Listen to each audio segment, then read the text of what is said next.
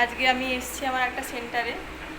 আর আমাদের সময় তখন আমরা ভাবতাম যে কখন কোনো কিছু ওকেশান আসবে আর আমরা একটা করে ছুটি পাবো টিচারদের কাছ থেকে। আর আমার স্টুডেন্টরা তো ছুটি নিতেই চায় না। এত করে বললাম যে আজকে ছুটি নিয়ে নাও, আজকে আসবো না, কিন্তু বিশেষ করে এই যে ইনি, এত এনার আঁকা ভালো লাগে, দেখো এদিকে, এত এনার আঁকা ভালো লাগে, ছুটি নিতেই রাজি নয়। এই জামাই ষষ্ঠীর দিনে এখন বিকেলে আমাকে ক্লাস করাতে হচ্ছে। আর এদের এত ছবি আঁকতে ভালো লাগে, এরা খুব ভালো স্টুডেন্ট। ছবি আঁকতে ভালো লাগে তোমাদের? হ্যাঁ। আজকে মামা ঘর যাবে নি তোমরা? না।